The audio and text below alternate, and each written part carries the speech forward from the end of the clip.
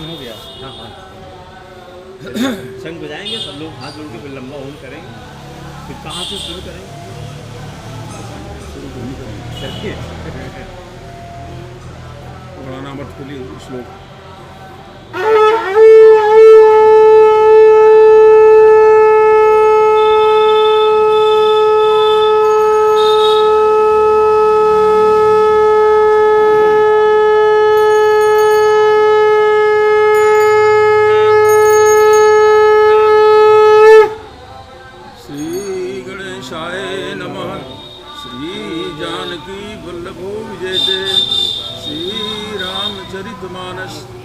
मंगलाचरण वर्णानामर्थ संघानां रसानां छन्दसामपि मंगलानां च कर्तारं वन्दे वाणी विनायको भवानी शंकरो वन्दे तथा विश्वासरूपिणो याभ्यां विना न पश्यन्ति सिद्धा स्वान्तस्तमीश्वरम् वन्दे बोधमयं नित्यं गुरुं शङ्कररूपिणं यमासितो हि वक्रोऽपि चन्द्रः सर्वत्र वन्दते सीतारामगुणग्राम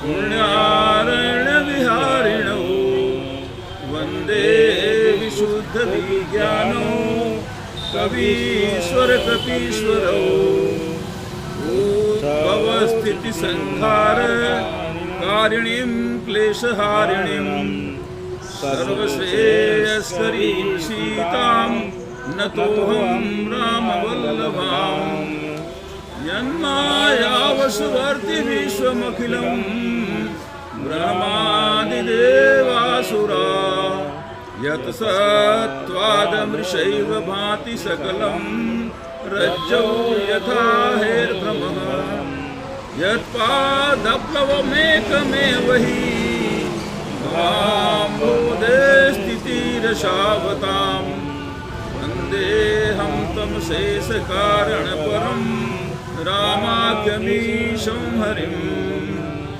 नानापुराणनिगमागमसम्मतं यद् रामायणे निगदितं क्वचिदन्यतोऽपि स्वान्तः सुखाय तुलसी रघुनाथ गाथा भाषा निबन्धमतिमञ्जुलमातनोति सियावर रामचंद्र की जय। हम लोग वाल्मीकि जी के आश्रम पर बहुत जन्मों के पुण्यों के भाग से उपस्थित हुए हैं चित्रकूट में और वाल्मीकि की कथा का प्रसंग कहने का हम लोगों को सौभाग्य प्राप्त हुआ है। उसी को हम लोग कुछ शब्दों में व्यक्त करने जा रहे हैं। गोस्वामी जी रामायण में लिखते हैं मानस में, देखत बन सरसैल सुहाए वाल्मीकि आश्रम प्रभु आए। 405 राम दीख मुनिवास सुहावन सुंदर गिरि कानन जल पावन देखत बन सरसैल सुहाए वाल्मीकि आश्रम प्रभु आए। भगवान माता जी के साथ में भाई लक्ष्मण जी के साथ में कानन के विभाग सरिताएं और वन जंगल देखते देखते देखते देखते देखते देखते वाल्मीकि ऋषि के आश्रम में जा पहुँचे, जहाँ पर हम लोग इस समय विद्यमान हैं। सियावर रामचंद्र की जय। अब जंगल में वन में गिरि कानन में देखते देखते घूमते घूमते गिरी मतलब सर? गिर माने पहाड़। अच्छा अच्छा। पहाड़ों पर, सरिताओं में, जंगलों में घूमते घूमते जी। आपको संतों के दर्शन प्राप्त हो जाते हैं, संतों से आपका मिलन हो जाता है, भगवान के चरणों में अनुराग पैदा हो जाता है, भगवान से संत मिलन, भगवान से मिलन हो जाता है, संत मिलन आनंद से मिलन हो जाता है, महासुख से मिलन हो जाता है, और अपने आत्मस्वरूप आत्मानंद से मिलन हो जाता है। संतों का दर्शन, तो संत का दर्शन तो जंगलों में, सरिताओं में, कानन में घूमते घूमते, देखते देखते हो जाता है। क्या बात। जय श्री राम, जय श्री राम, जय श्री राम। देखिए, हम लोग चित्रकूट का दर्शन करने आए हैं, कामतानाथ महाराज की परिक्रमा किए हैं। जी, जी। तमाम गिरी, प्रवात, झरना और ये सरोवर, संतों, ये घूमते घूमते संतों महाओं का जो है दर्शन करते हुए, और हम लोग परम संत वाल्मीकि जी के आश्रम में आ गए हैं, जहाँ भगवान त्रेता युग में आए थे। गोस्वामी जी ने प्राकृतिक रहस्यों का उद्घाटन किया है। जब जब आप पहाड़ों में जाएंगे, सरिताओं में जाएंगे, भगवान से अनुराग पैदा हो ही जाएगा। ये स्थल बड़े पवित्र होते हैं। नारद जी के लिए लिखा है कि नारद जी के लिए श्राप था कि कुछ समय तक वो एक स्थान पर रहेंगे, फिर नहीं रहेंगे, एक स्थान पर नहीं टिकते हैं। ये श्राप था उनको। लेकिन इस श्राप की गति खत्म हो गई जब वो हिमालय के में पहुंचे और सुंदर झरने, प्रपात, नदियां और पहाड़ के विभाग देखे। तो गोस्वामी जी लिखते हैं कि फिर क्या हुआ। निरखि शैल सर विपिन विभागा, भयउ रमापति पद अनुरागा। निरखि शैल, पहाड़ देखा, सर नदियां देखी, जल प्रवाह देखे, विपिन जंगलों के अनेक विभाग देखे, और देखते देखते भगवान के चरणों में उनका अनुराग पैदा हो गया। फिर लिखते हैं कि इससे हुआ क्या, भगवान के चरणों में जब उनका अनुराग हो गया तो हुआ क्या कि सुमिरत हरि श्राप गति बाधी, सहज विमल मन लागी समाधि। कहते हैं कि वो श्राप जो था कि आप स्थिर नहीं बैठेंगे, वो श्राप उनका समाप्त हो गया और वो समाधि में चले गए, समाधि में चले गए, वहीं रुक गए। ये प्रभाव किसका था? ये प्राकृतिक सौंदर्यता जो थी, पहाड़ों की, सरिताओं की, पेड़ पौधों की, वन विभाग की, इसका आकर्षण भगवान में प्रेम पैदा करा दिया। चित्रकूट में आने का सबसे बड़ा प्रभाव है यहाँ के नदी, यहाँ के जल प्रवाह, यहाँ के वन विभाग, यहाँ के शैल विभाग भगवान के चरणों में अनुराग पैदा कर देते। इसलिए लोग यहाँ का दर्शन करने आते हैं, और इसलिए कि भगवान के अनुराग करने के स्थली के रूप में जाना जाता है। जैसे हिमालय में नारद जी को हो गया था, अब यहाँ वाल्मीकि जी को भगवान यहाँ जब घूमते घूमते घूमते घूमते घूमते घूमते और वाल्मीकि जी क्या आश्रम है। अगर जंगलों में न घूमते सरकार, तो वाल्मीकि से कैसे साक्षात्कार होता होगा, वाल्मीकि से ऋषि। तो जंगलों में घूमने से संत के मिलन के दर्शन का लाभ प्राप्त हो जाता है। यही गोस्वामी जी ने लिखा कि देखत बन, मिल गया ना जी, देखत बन सरसैल सुहाए, वाल्मीकि आश्रम प्रभु आए, राम दीख मुनि बास सुहावन, सुंदर गिरि कानन जल पावन। सरकार ने देखा सुंदर पहाड़ है, जिस पहाड़ पर विराजमान है सुंदर गिरी है, वो वहाँ जंगल है और वहाँ का जल पवित्र है। सरनी, अब भगवान, अब गोस्वामी जी आश्रम का वर्णन करेंगे कि वाल्मीकि जी के आश्रम की क्या शोभा थी, क्या पवित्रता थी। सरनी सरोज बिटप बन फूले, गुंजत मंजु मधुप रस भूले, खग मृग विपुल कोलाहल करही, विरहित भैर मुदित मन चरही। सरोवरों में कमल खिले हुए हैं, वनों में वृक्ष फूले हुए हैं, और भौरे मकरंद रस में मस्त हुए गुंजार कर रहे हैं। बहुत से पशु पक्षी कोलाहल कर रहे हैं, और पशुओं में बैर रहित होकर, बैर रहित, जिनमें बैर है आपस में, वो बैर रहित होकर के वहाँ विचरण कर रहे हैं। ये आश्रम का प्रभाव है। बोलो सियावर रामचंद्र की जय। अब गोस्वामी जी लिखते हैं आश्रम की पवित्रता। सूची सुंदर आश्रम निरखी, हर्ष राजीव नैन, सुनि रघुबर आगमन मुनि, आगे आए उलेन। आश्रम की पवित्रता और सुंदरता देख करके राजीव लोचन प्रसन्न हो गए, प्रसन्न हो गए।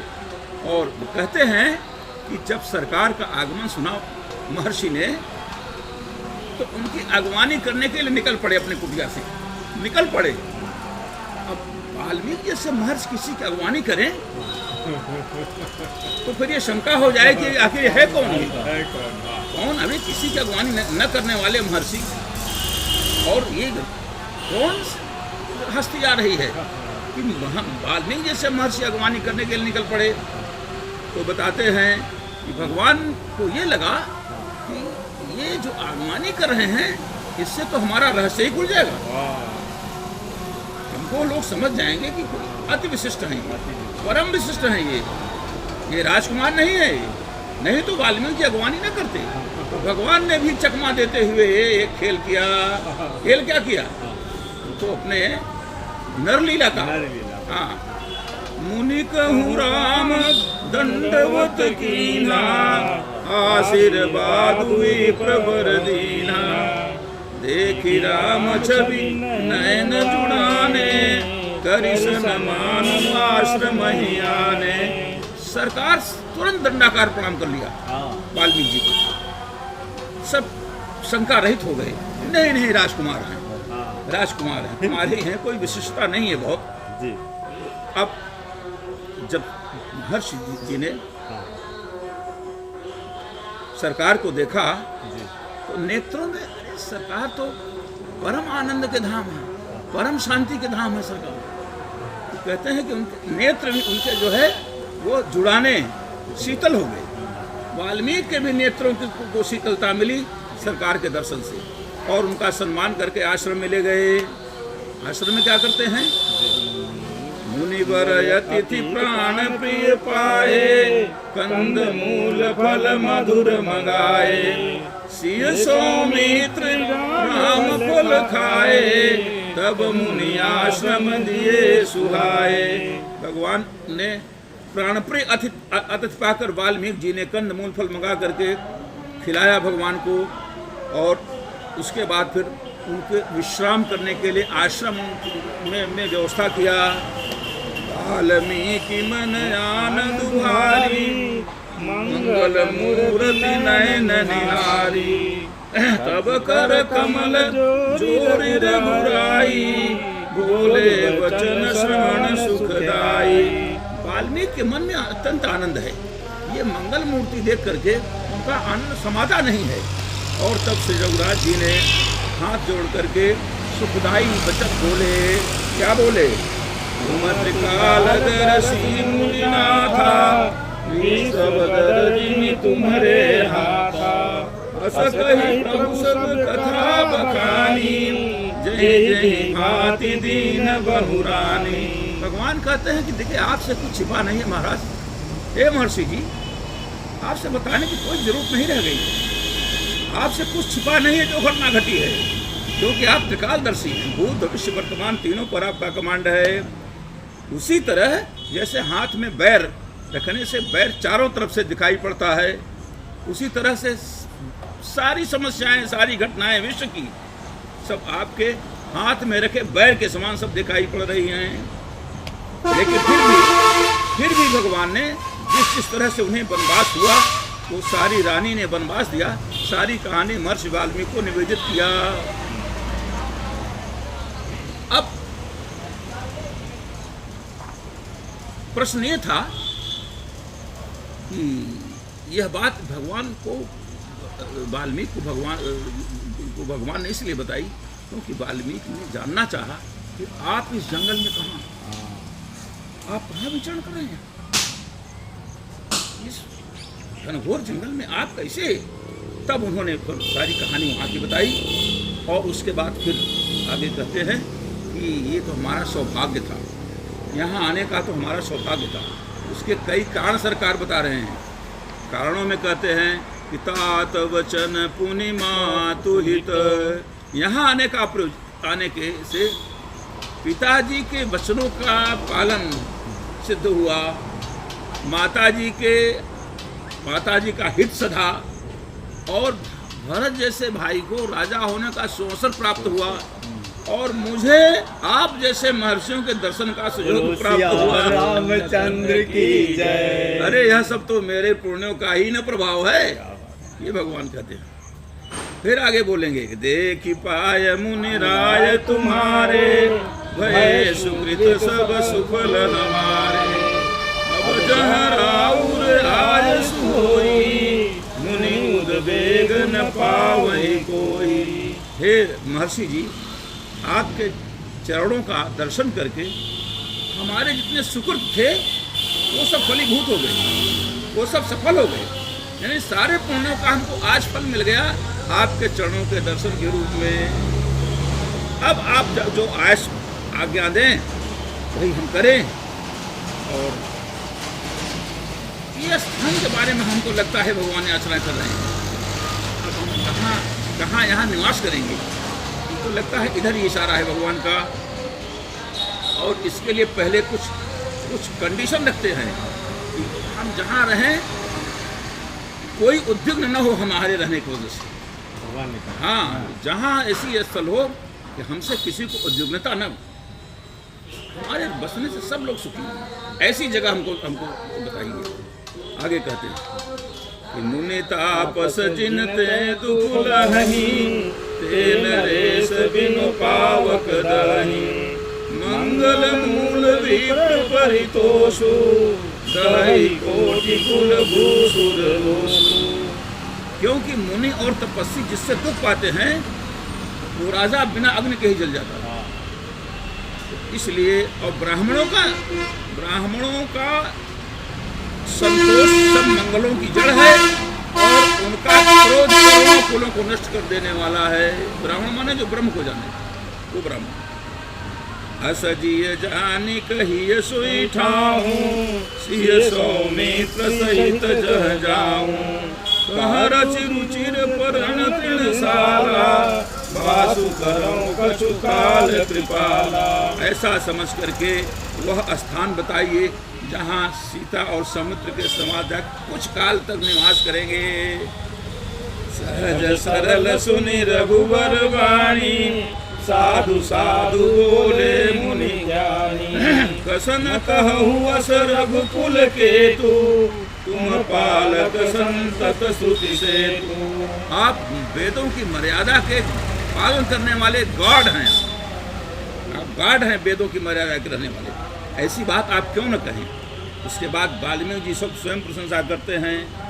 श्रुति से तू पालक राम, तुम जगदीश माया जानकी, जो सृजति जगु पालति, हरति उप पाई कृपा निधान की, जो सहस शीशो रही सुमहि धरु, लखन सचराचर धनी, सूर काज धरि नर राज, तनु चले दलन कल निशिचरयनी। ये भगवान की प्रशंसा में वाल्मीकि जी ने स्तुति किया है उनकी। और अब उसके बाद उनके निराकार रूप की जो है वंदना करेंगे। ये तो सरकार रूपधारी बनकर राम खड़े हुए हैं। अब उनके मूल रूप जो है, उनका वास्तविक रूप उधर संकेत करेंगे वाल्मीकि जी कि हमें चकमा न दीजिए राजकुमार होने का। आप मूलतः क्या हैं, मूल स्वरूप आपका क्या है वो मैं जानता हूँ। आगे फिर कहेंगे, राम स्वरूप तुम्हार, वचन अगोचर बुद्धि पर, अभिगत कथय पार, नेति नेति नित निगम। आपका जो स्वरूप है वो वाणी और बुद्धि से परे है, क्योंकि आपका जो रूप है ये तो आपका मूल रूप नहीं है। आपका मूल रूप तो है आपका जो स्वरूप है, मन बुद्धि वाणी इंद्रियों से परे है। वो अविगत अकथ अपार अविगत अव्यक्त है, उसको व्यक्त नहीं किया सकता, अकथनीय है। और वेद उस रूप का निरंतर नेति नेति कह करके गान करते हैं। आपके उस रूप का जो निराकार है, जो अव्यक्त है, जो इंद्रियों बुद्धियों मन के वाणी के पहुंच से बाहर है, वो आप हैं। एक रूपधारी बनकर आप खड़े हैं हमारे सामने। बोलो सियावर रामचंद्र की जय। जगु पे कन तुम देख निहारे, विधि हरि शंभु न चाव निहारे, तेऊ न जानहि मरम तुम्हारा, और तुम ही को जान निहारा। ये जो दृश्य जगत है, असल में जो दृश्य जगत है, ये कहाँ से आया है? अदृश्य जगत से आया है। सरकार अदृश्य है। अच्छा, हम जन्म के पहले क्या थे? रूपधारी थे, अव्यक्त थे, अदृश्य थे। हमारा जो जन्म हुआ अदृश्य से हुआ है। जिसके बारे में कुछ कहा जा सके, जिसके बारे में कुछ बोला जा सके, उसको व्यक्त करते हैं। अव्यक्त मान जिसके बारे में कुछ बोला जा सके। आपका जो मूल स्वरूप है, उसके बारे में वाणी बोल ही नहीं सकती, मन पकड़ नहीं सकता, बुद्धि पकड़ नहीं सकती, मैंने अव्यक्त हैं आप तो अदृश्य। जैसे संसार जो दृश्य प्रकट हुआ है, ये वस्तुतः अदृश्य से प्रकट हुआ है। मूल रूप अदृश्य है ना, मूल रूप अदृश्य है। कहाँ देखा जा सकता है उसको? तो उसी अदृश्य से दृश्य पैदा हुआ है। पान, पहाड़, जंगल, सड़क, घोड़ा, हाथी, मनुष्य, 84 लाख जंगल, ये सब अदृश्य से आया है। ये मूलतः तो भगवान की माया ने इसको रचा है। उनका माया का एक विभाग माया बना दिया उन्होंने, उसकी रचना है। तो माया भी सरकार से ही आई है, माया भी सरकार से ही आई है। और सरकार अदृश्य है, अव्यक्त है, उनको देखा नहीं जा सकता। ये उनका मूल स्वरूप है। माया माने की एक डिवीजन उन्होंने बना दिया है। माया मीन्स की जो चीज आपको दिखाई पड़ रही है वस्तु वो है नहीं, उसको माया कहते हैं। Means the existence of a thing that appears but actually that doesn't appear. Actually that इसको माया कहते हैं। जैसे हम लोग हैं, दिखाई पड़ रहे थे, कल बच्चे थे, किशोर हुए, अब वो हमारा जो रूप बदल रहा है, उसके बाद पौर हुए, बड़े हुए, वृद्ध हुए, डिसअपियर कर गए। Actually we are non, the body is non existing body. जो शेप उनको मिला है, शेप इज नॉन एग्जिस्टिंग। लग रहा है कि हम लोग सदैव इसी तरह रहेंगे, हमारा यही स्वरूप है, यही रूप है, यही स्वरूप भी है, लग रहा है। लेकिन ये माया कृत है। ये संसार ये दिखाई पड़ेगा।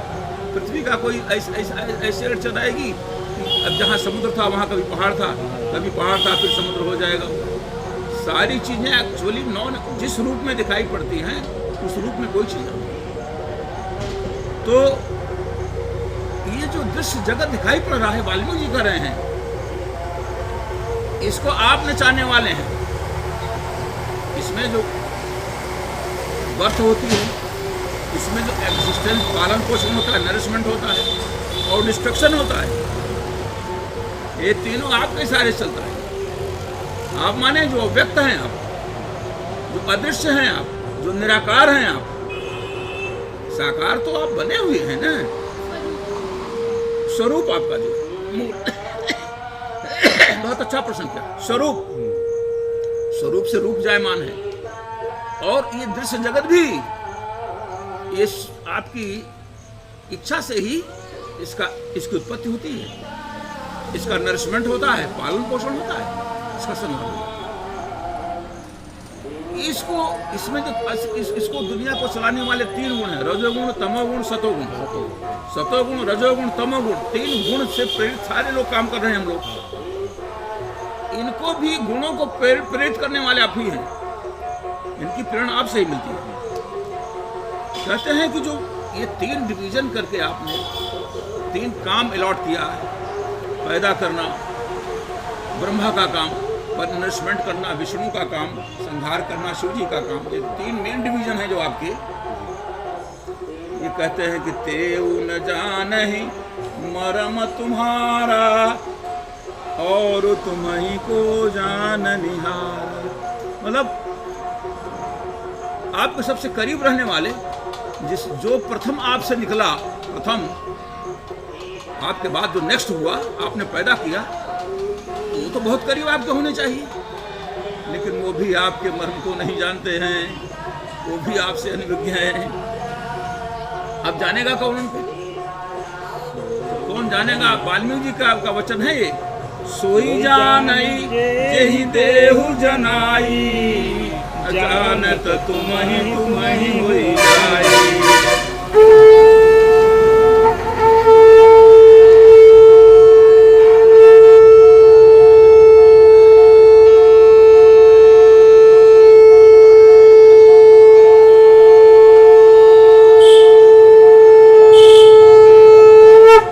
बोलो सियावर रामचंद्र की जय। वाल्मीकि जी कह रहे हैं किसी भी विद्या से किसी के द्वारा आप जानने योग्य नहीं है। कोई आपको जाना नहीं सकता। कोई चाहे कि आपको आपके बारे में व्याख्या कर दे, आपका मूल स्वरूप बता दे और वो समझ में आ जाए, ये किसी के लिए संभव नहीं है।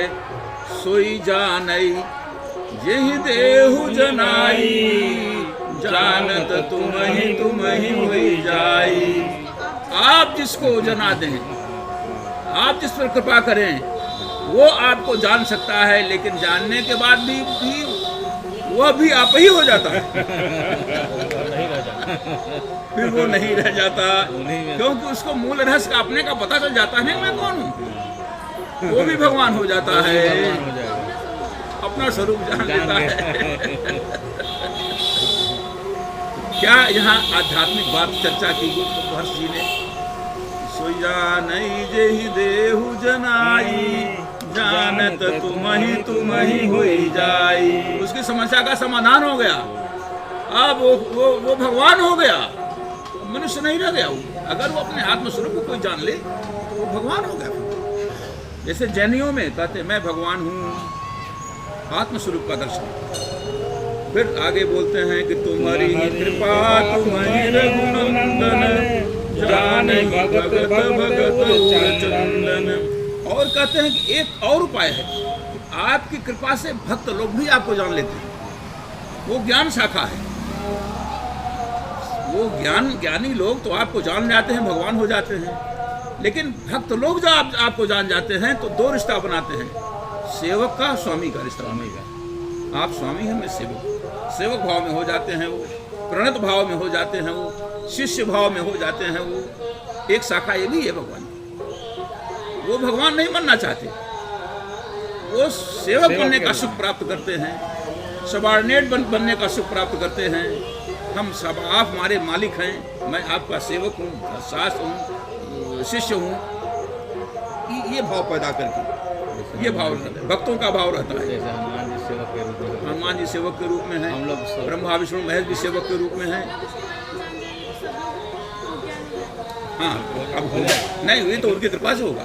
नहीं, आप भाषण सुनते रहिए, ज्ञान नहीं होगा। आप श्मशान में जाते रहे, लाशें जलते देखते रहे, आपको ज्ञान नहीं होगा कि हम भी इसी तरह जाएंगे। वो ज्ञान तब हुआ जब वो आपको ज्ञान देंगे। ये इतना आसान नहीं है। अब ये है दूसरा विषय।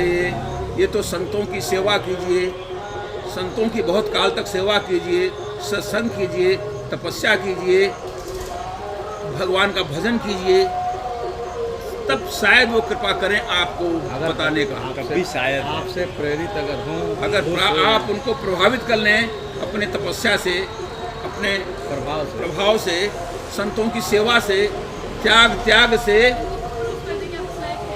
हाँ प्रूव कर दें। अब मैं योग्य हो गया हूँ, तो हमारा कान फूंक दीजिए, हमको रहस्य बता दीजिए, बता देंगे। दूसरी विधा है उनके शरणागत हो जाए। हम बच्चे हैं, आप हमारे माता पिता हैं, तो भक्तों को भी वो वही ज्ञान वाली बात बता देते हैं। गया धूप इधर आ गया।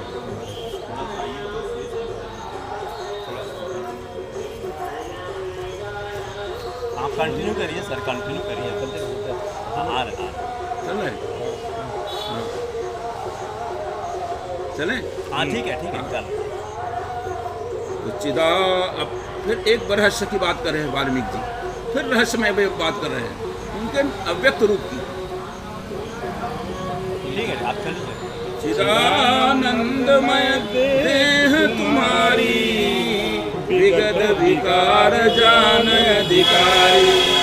आपका जो ये रूप है, रूप में भी अगर आप आए हैं तो ये रूप चिदानंदमय है, यानी हाड़ मांस का नहीं है। ये दिव्यता सरकार के रूप में भी जब आएंगे सरकार तो चिदानंदमय है, हाड़ मांस नहीं है। यस, अव्यक्त जो व्यक्त हुआ है वो चिदानंदमय है, यानी कोई न पाप लगेगा न पुण्य लगेगा, न वो मरण धर्मा है न जन्म धर्मा है, और उत्पत्ति नाश वृद्धि क्षय सबसे रहित है। उसको चिदानंदमय शरीर कहते हैं। वो हाड़ मांस का शरीर, ये आभास होता है, शरीर आभास होता है, पर वो हाड़ मांस नहीं है। तो मरण धर्मा जन्म धर्मा नहीं है उसमें। किशोरावस्था, वृद्धावस्था, युवावस्था, ये सब कुछ नहीं होता है उसमें। ये भी शरीर आपका रूप है, चिदानंदमय स्वरूप है। ये भी स्वरूप ही है। ये जो ढांचा में दिखाई देने वाला शकल है, वाल्मीकि जी कहते हैं ये भी चिदानंदमय है, ये भी आपका स्वरूप ही है, ये हाड़ मांस नहीं है। ये पंचभौतिक शरीर हम लोगों का बना है, इससे बना हुआ ही नहीं है। तो अब स्वरूप के दो विभाग हो गए, एक तो न दिखाई देने वाला, एक दिखाई देने वाला। जो दिखाई देने वाला है वो चिदानंदमय है, वो भी हाड़ मांस नहीं है। वो अभी आपका सेकंड काइंड ऑफ स्वरूप है आपको। क्यों कि पंचभौतिक से नहीं बना है। वो न युवा होगा, न किशोर होगा, न वृद्ध होगा, न क्षय होगा, न रोग होगा।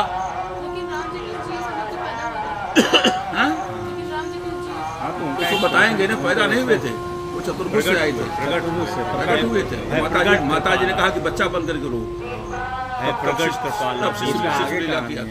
वो प्रसंग पहले जो बताया उस पर ठोस नॉलेज रखो।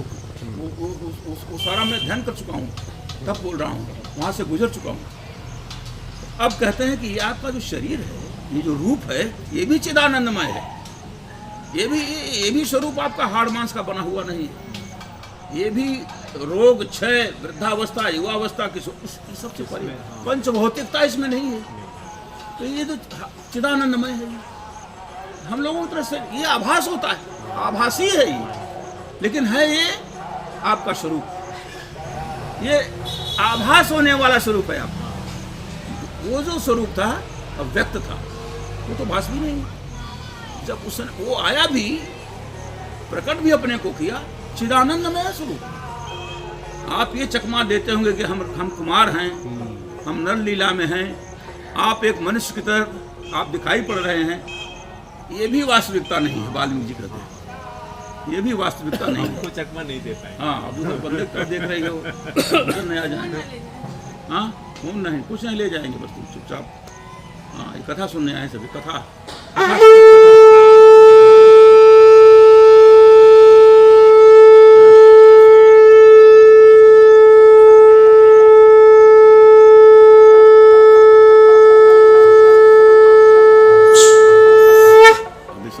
सियावर रामचंद्र की जय। जहाँ राम की कथा होती है वहीं आते, वहीं हनुमान जी आते, वहीं हनुमान जी आते, वहीं हनुमान जी आते। महर्षि वाल्मीकि जी ने कहा जी, आप चालू रखिए। यह आपका जो रूप है,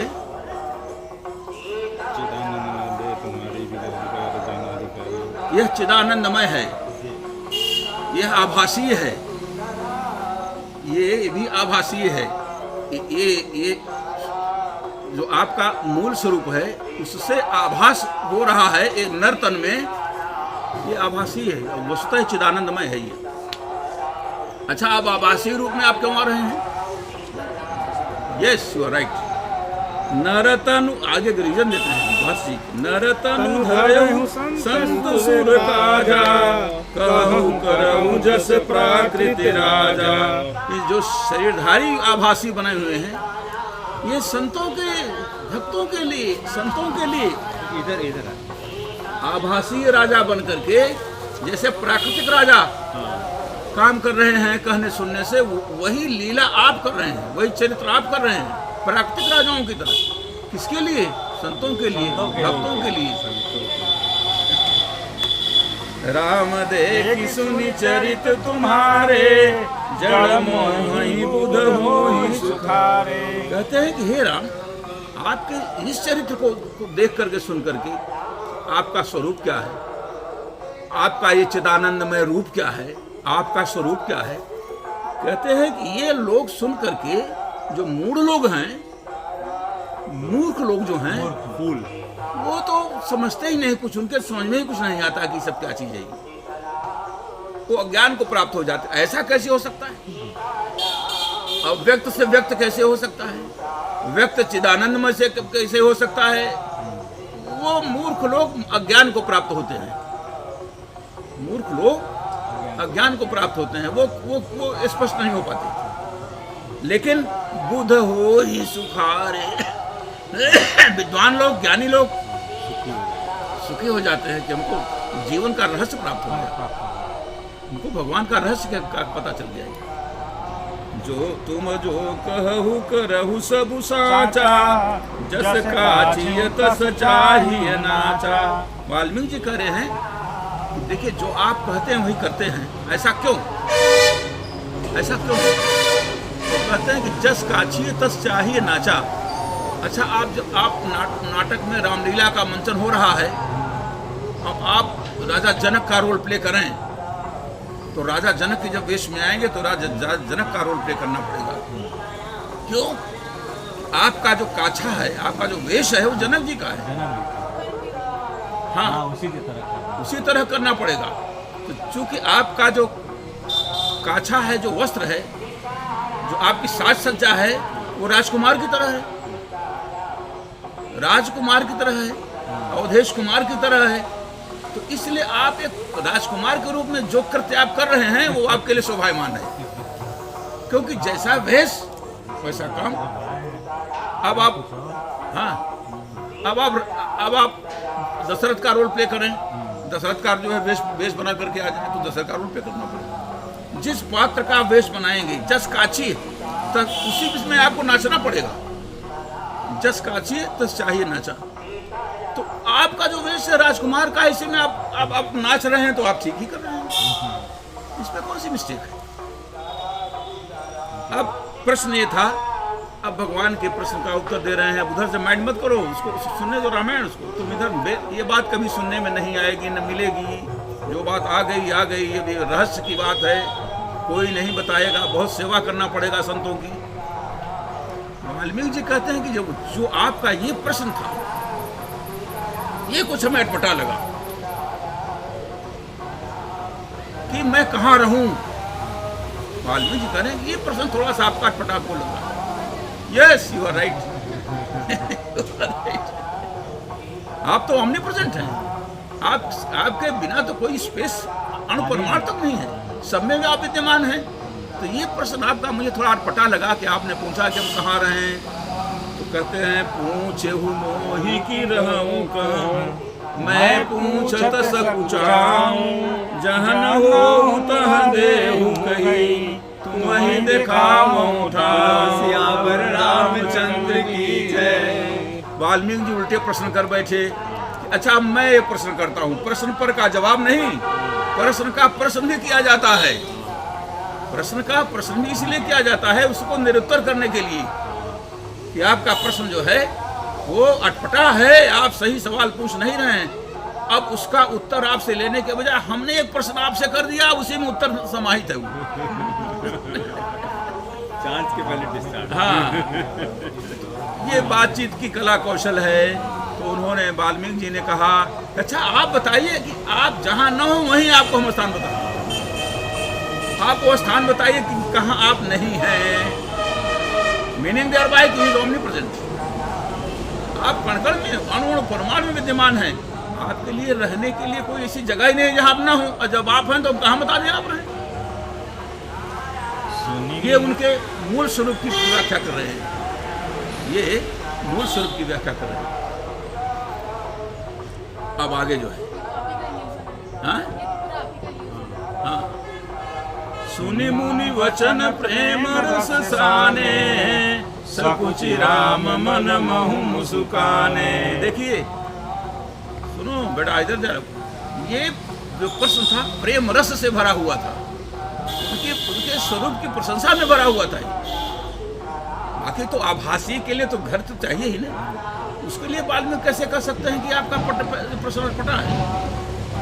जब जस काछी तस चाहिए नाचा, जैसा जैसा वेश वैसा नाचना, तो वेश राजकुमार का तो घर तो चाहिए रहने के लिए ना।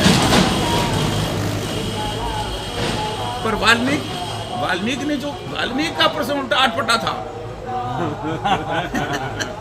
अटपटा तो स्वयं प्रश्न पूछ लिया कि बताइए आपका नहीं है।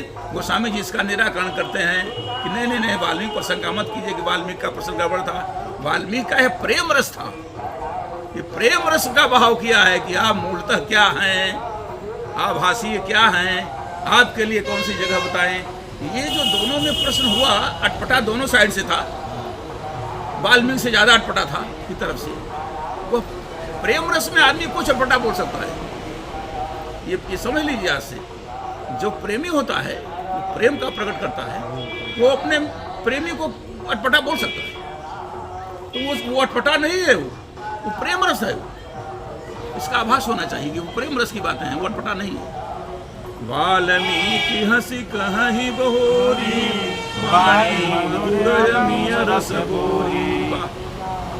वाल्मीकि हंस करके अब हंस रहे हैं, खुद अटपटा बोल रहे हैं।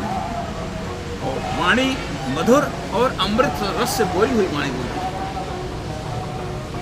कहते हैं कि जब चूंकि आप आभासी शकल में हो गए हैं, जस काछी तस चाहिए नाचा में आप हो गए हैं, जैसा वेश वैसे नाचना होगा। तो अब मैं आपको बताऊंगा आभासी शकल ये रूप कहाँ रहेगा। देखिए, लेकिन वो सरकार आभासी रूप जो स्थान बताएंगे, वो कोई विशिष्ट स्थान नहीं बताएंगे, वो भक्तों का हृदय बताएंगे। रहना, देखिए रहना उनको स्वरूप भेष में ही है, आभासी भेष में कहीं नहीं। जो रूप भी बताते हैं, ये भी निराकार रूप का, ये भी प्रेम रस है, ये प्रेम रस है। वाल्मीकि तो उल्पटा बोल करके उल्पटी बातें कर रहे हैं। अरे हृदय कोई रहने का स्थान होता है होता है भगवान के लिए, लेकिन अब वो तो आभासी राम बोल रहे हैं। वहाँ तो पंचवटी चाहिए, वहाँ कुटिया चाहिए। उधर वाल्मीकि नहीं बोलेंगे कि आप वहाँ जाइए, यहाँ जाए। बोलेंगे भी तो बाद में वो भी बोल देंगे। पहले उनका स्वरूप कहाँ रहे। स्वरूप तो सर्वत्र है, लेकिन भक्तों के हृदय में विशिष्ट चार्ज हो उनका। चार्ज तो हर जगह है, विशिष्ट चार्ज हो, विशेष रूप से चार्ज में रहे। कहाँ कहाँ वो स्थान बताएंगे। सुनहु राम अब कहूँ निकेता, जहाँ बसहु सिय लखन समेता। पहला स्थान देखिए, जिनके श्रवण समुद्र समाना, कथा तुम्हारी सुभग सरिनाना। भरहि निरंतर हो ही न पूरे, इनके ही तुम कहूँ गृह रूरे। जिनके कान समुद्र की तरह मिला। 408 पे 127 2127 के नीचे। देखिए, जिनके कान बहुत इंटरेस्टेड रहते हैं भगवान की कथा सुनने के लिए, और कथा सुनते सुनते तृप्त नहीं होते, अघाते नहीं हैं। हे राम, उनके हृदय में आपने यस, संतों का ही तो लक्षण है, जो कथा सुनते सुनते तृप्त नहीं होते, अघाते नहीं। और कहिए, चाहे जितना कथा कहते रहे, वो तृप्त होते ही नहीं, क्योंकि उनका कान समुद्र है और कथा नदियां हैं। जैसे नदियां बह करके समुद्र में विलीन होती रहती हैं, समुद्र कभी नहीं तृप्त होता है। उसी तरह से कथा रूपी नदियां जिसके कान रूपी समुद्र में आकर के विलीन होती रहती हैं, पर वो उसका जो है कान कभी सेटिस्फाई नहीं हो सकता। उसके हृदय में भगवान का चार्ज रहता है, समझ, उसका हृदय चार्ज भगवान से चार्ज रहता है। एक घर, दूसरा घर, लोचन चातक जिन्ह करी राखे, रही दरस जलधर अभिलाषे, निदरहि सरित सिंधु सुरभारी, रूप बिंदु जल मोहि सुखारी, तिनके हृदय सदन सुखदायक, बसहु बंधु सिय सर रघुनायक। जिनके नेत्र उस चातक की तरह, चातक स्वाति नक्षत्र के जल के 1-2 बूंद लेकर के उसके सरोवर, नदी, तालाब, समुद्र, चाहे जहां रहे वो, चातक एक पक्षी होता है जो स्वाति नक्षत्र की बूंदें आती हैं, उसी का एक मुंह करे से पाए देता रहता है। 1-2 बूंदे से ही हाँ वो तृप्त होता है, बाकी जलधारा बह रही हो उसको निरादर करता है। कहते हैं कि जो सिर्फ आपके रूप को ही जानना चाहते हैं, आपके आभासी रूप को अथवा आपके स्वरूप को देखने के लिए जो ललायित है, जो ललायित होंगे लोचन वाले, वो तो सरकार के आभासी रूप में ही होंगे, वो भक्त ही हो सकते हैं। भक्त ही उनको रूप में देखना चाहता है। तो जिसकी आंखें आपको देखने के लालायित हैं, चातक की तरह, जैसे कि केवल स्वाति नक्षत्र के बूंद से तृप्त होते हैं, वो भक्त सिर्फ आपके ही दर्शन से तृप्त होते हैं। ऐसी जिसकी आंखें हों, उसके हृदय में आप निवास कीजिए। बोलो सियावर रामचंद्र की जय।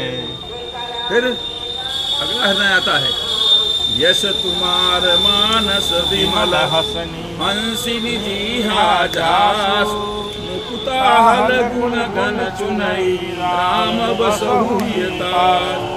कहते हैं कि जिसकी जिह्वा आपका गुण जो है,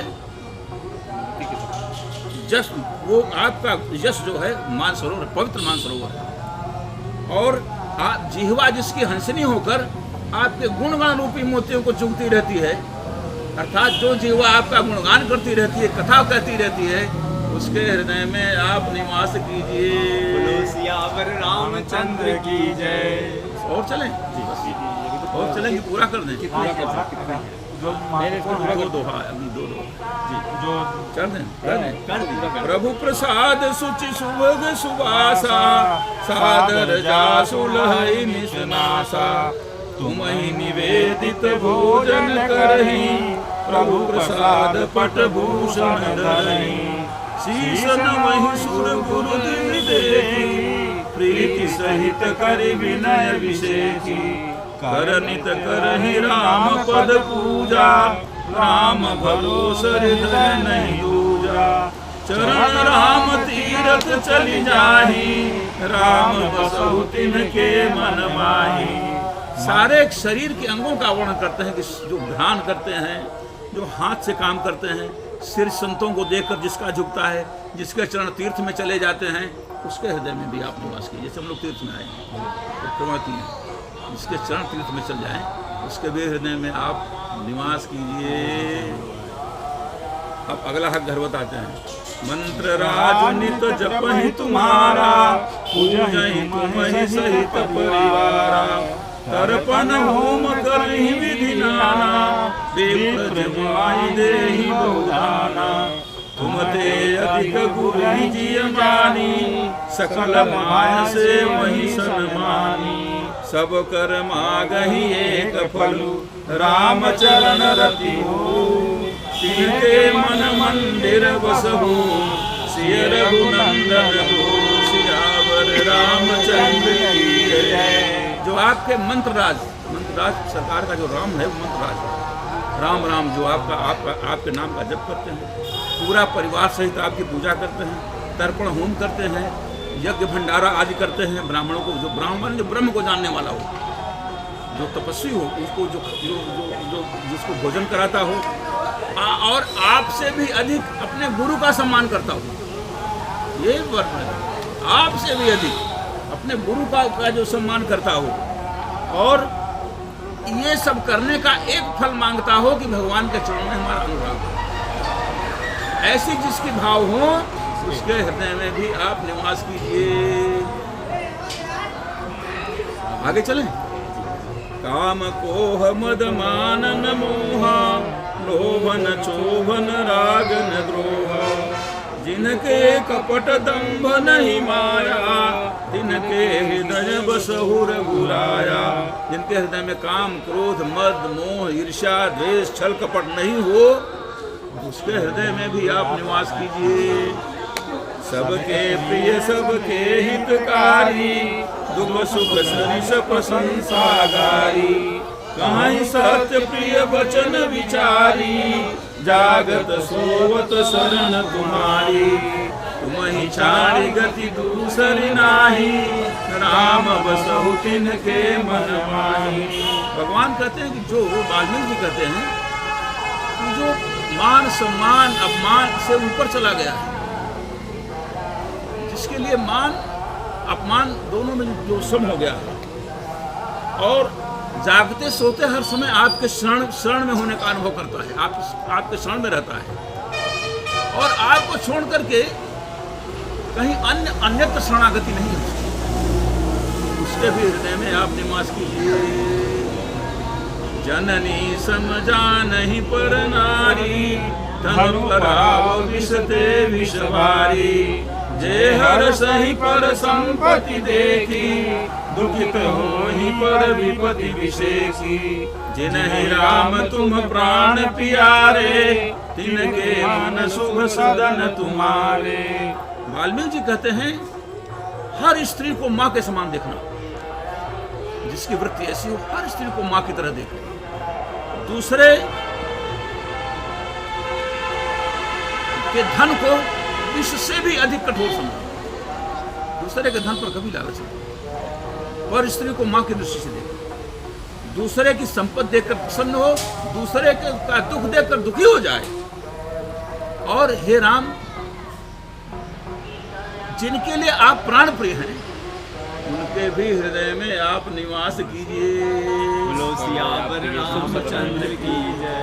अब कहते हैं आगे कि स्वामी सखा पितु मातु, जिनके सब तुम तात, मन मंदिर तिनके बसहु, सिय सहित दुरात। कहते हैं कि जिनके स्वामी हो, आप ही स्वामी हो, आप ही सखा हो, आप ही माता हो, आप ही पिता हो, आप ही गुरु हो। सारा रिश्ता जिसने केवल आपसे जोड़ लिया हो अपना, माता पिता गुरु स्वामी भाई सब आप ही को मानता है वो, उसके मन मंदिर में आप सदा आप जो है निवास करें। बोलो सियावर रामचंद्र की जय।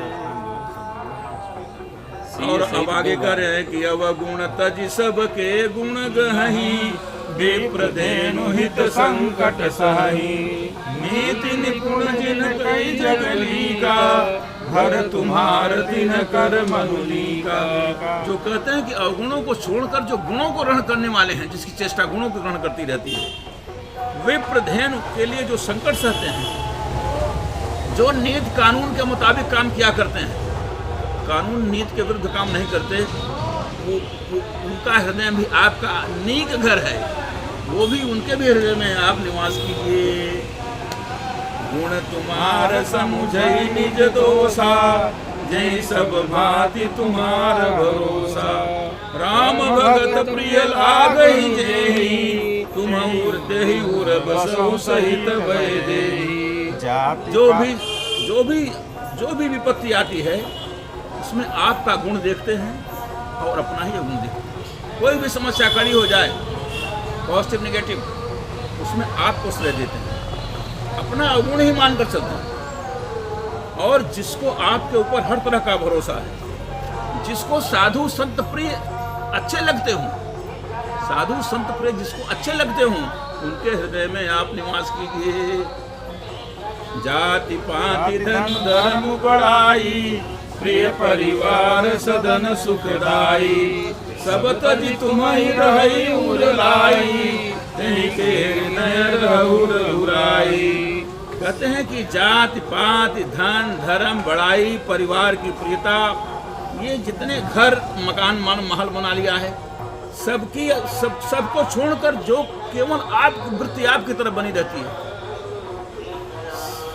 कोई महत्व किसी का नहीं, न जाति का, न पांच का, न धर्म का, न मकान का, न उच्च कुल में जन्म होने का, न उच्च पद पर प्रतिष्ठित होने का। जो निरभिमान है, जिसके दृष्टि में इसकी कोई मान्यता नहीं है आपके अलावा, सिर्फ आपको श्रेय मानता है, उसके भी हृदय में आप निवास कीजिए। सरल नरक जप गर्भ समाना, जाता एक धरे दबाना। कर्म वचन मन राउर चेरा, राम करहु तेहि केहु हेरा। स्वर्ग हो नरक हो चाहे जहाँ हो, उसके लिए समान है दोनों, वो भेद नहीं करता है। क्यों? हर जगह वो आपको अपनी चित्तवृत्ति में स्मरण करता रहता है। नरक में हो स्वर्ग में हो, सब आपके चित्तवृत्ति में आपका स्मरण चलता रहता है। जो कर्म वचन मन से आपका शिष्य बन गया हो, उसके हृदय में आप निवास कीजिए।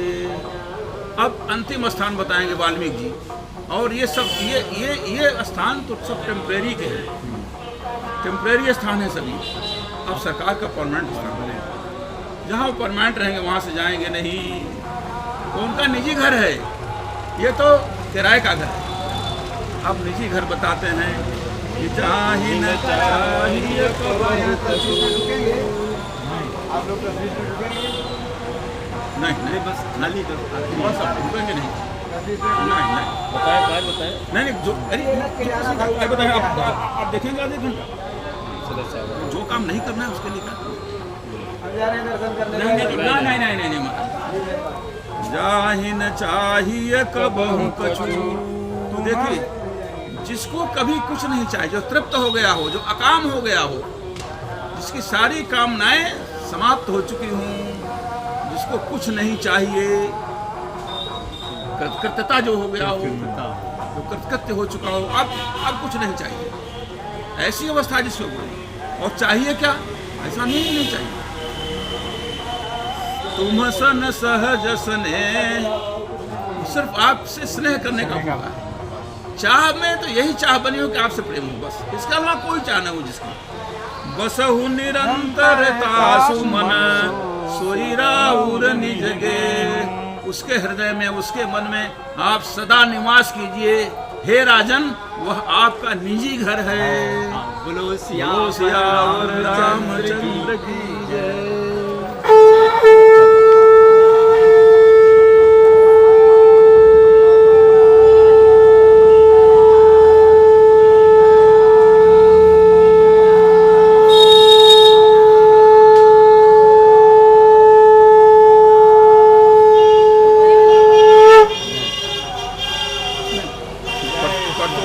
नहीं कुछ नहीं, समझ में आ गया है ना पूरा?